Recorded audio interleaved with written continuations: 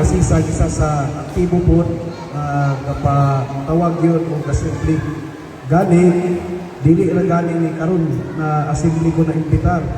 So keep up the good work, and then as I observe sa proceedings na naagil Forum, nalipay po ko na diri sa kasisan as early as your age today, nana ang kultura sa open forum sa inyong pagdumala, meaning gatuog yung kupod sa prinsipyo na kung ikaw ang kapangatungdanan, dili yung ka mahadlok o dili mo ihikaw sa katawan ang panahon na hiling ka na manuwag. Kaya nagunit man ka oposisyon sa gobyerno, kinanglan willing po ka na ilang iataw. And this is the best way aning mga assembly susama ning katipunan ng kabataan na dili na ipasundayan. Because this is the real forum. Although na ang social media, pero dili siya ang official. So congratulations sa mga nag-participate.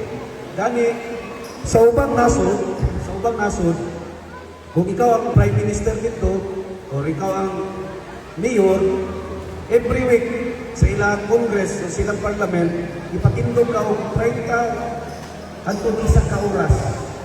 Pangutan mo lang ka. Yung gitawag nila dito, question time. Question time. Usay, dahil sa suba, wala, hindi mo din sa sisa, sa upa na mga dati ang mga tuwan, usay, nasa puro ng pisyan.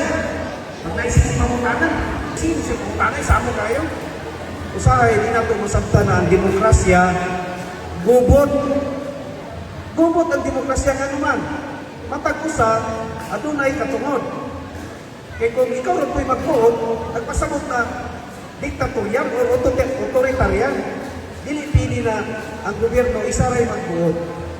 Kung sa ganyan na ay council, ang tawag na collegial, meaning kinatibukan. So, pasalamat ko dari sa kasisan, which is mo'y pinakadako ng barangay na amuha. Mas mahagkap ang trabaho sa mayor, sa bisimayor, sa mga konsyal, sa mga department head, sa sudas mulay balay, kung ang kabarangayan, kung ang atong mga SK is naglihok po. Dari sa kasisan, congratulations staff na naagay aktibo na SK Council para sa kabatanunan. Dayon, reality hindi sa kinabuhi po na sa atong katiliban, labi na dali sa Pilipinas, lisod yun kayo itapok ang mga tao. Lisod yun kayo. Magpatawag ka o pag-meeting, dili kayo nyo makak sa attention. Gani, buhaton lang yun sa council kung saan nalang magbuhat para madali mo. Ngay parapon, despite guys parapon, gamay ra. Pero kung disco, gano'n man, kasi diferensya, pag disco, masuko pagpaudanon. Pero kung ang unod o ang bukog sa pagdiskutanan sa may pagpadagan sa isa ka organisasyon, pugson pa nimo. Pugson pa. So lisod yung kayo ang human psychology imong sapton. Kung mubukag pasensya na di ka mo lahutay. Na kung di ka mo lahutay, katong imong mga maayo na mga plano, dili matuman. So kinahanglan yun ang participation sa tanan. Dayon, tungod kay minor palagi ang inyong constituents, kay 15 anyos man ba? Pasaka? Ang uban kay 10 anyos pasaka. Under pa man sila sa parental guidance ng authority. Pag ang bata, 17 paubos, wala pa sa legal personality. Pag 18 na ang bata, na sa legal personality, makabutar na biya ka. Once makabutar ka, kay 18 anyos na ka, meaning, makahulma na ka sa gobyerno. So part na ka sa proseso. Pero sa tulog, bisag 18 na ka, hindi ka mag-apil-apil. Ang pinakasadis pag ito na pag-itabis na ay radayon muling ramo na naana ang problema. Pero katong wala pa ang problema, nalikabot lang na sa authority, wala kayo. So dagdag kayo, bigil. Gani, it's high time na yun na i-emphasize sa ato diri sa Pilipinas, particular sa mga ibalay na every parent na nagpagawas ng bata, iya na responsibility. Taman mo edad o 17. 17 yan na.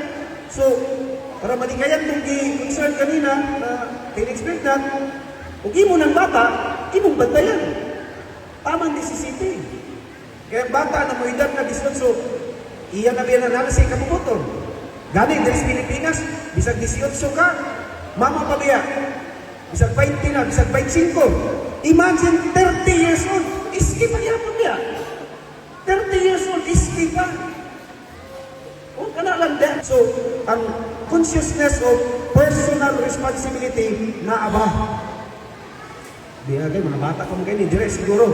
Labi nag-adolescent na dad.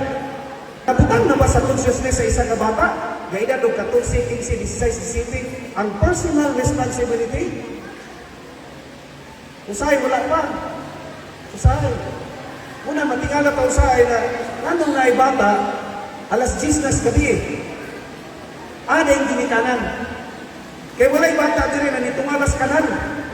Go sa itong giabandon, ibutang desdalan. Pero wala'y bata na wala niyang gianak. Tanan yun. Tanan yung gianak sa meaning, every child, naging by parent na responsible. That's the best and the primary yun na solusyon. Mura. Kaya kung tanan parent, iyang alimahan lang, iyang bata, damay lang problema. Pero another reality na to, o lagi, tungod sa kawad doon, aman ta magwag ipakaon, magdilar man yun ang mamagpapa, mag-abroad. Unang, mo po na ang mga sad reality, pero sakit. Sa auto man, this is the challenge of our time. Kaya kita tanan, manigulang mo kita. Kani sila mapuli. Muandam ba sila sa muasyong ang mga kabatanunan sa responsibility po sa kinabuhi. Last na lang, sa balaod kanong mga di edad o 17, 16, 15 o 14, sa balaod ang ginikanan under sa balaod, taman lang sa 17 anyos o 18 ang imuang responsibility. Tama na. Kanas balaod po. Pero, ang exemption, magkapugos o panayo o sustento ang bata, 18 anyos patas, kung magpuso siya ang eskwela. Wala na nabutang sa consciousness sa itong Pilipino, kaya consciousness sa itong Pilipino, hantong, ulitaw kag dalaga, pili ka mong liyo si mong ginikanan. Masuko pa kag dili ka taga-agbalon o kwarta na 25 na edad. Masuko pa. Unang reality. Unang daghan kaayo i-consider. Kaya ang isa ka Pilipino, ready ba siya pagabot ng 18? Remember, ang balaod mismo nagingon na tanan Pilipino, mo edad na 18, responsible na sa siyang kaugalingon. Now, nakasikat na pagkutaran. Ang isa ka 18 anyos na isa ka Pilipino, ready ba? Ang isa ka 30 anyos na Pilipino, ready ba? Iski pa gani. Iski pa gani siya. Kabataan pa siya. 30 na yung edad. Diya na aspeto, ang angay iskutan. Ang isa ka Pilipino, pag-abot ng 18 anyos, 19 anyos, 20, 21, 22, 23, 24, 25, responsable ba siya? Kaya kantag mga Pilipino na diya na edad, inanglan pa kay guidance. So dili ini masulbad diri na council. Kaya kinatibok ka na problema. So I hope, na diri sa council, maayo ang dagan, magpadayon ta gyapon. Okay, kana lang. Dahil congratulations, council. You passed the bar kayo sa standard na maayo na pagdumala. Keep up the good work, keep up the good work. Especially ng kasisay, may pinakadako. Kung kamo mahimong model, sayon na lang din sa ubang barangay muawat. Kay kaya kayo ninyo na ingani dako ang inyong coverage, how much more sa mga barangay na mura ra og purok ikumpara sa inyong sa ilang barangay.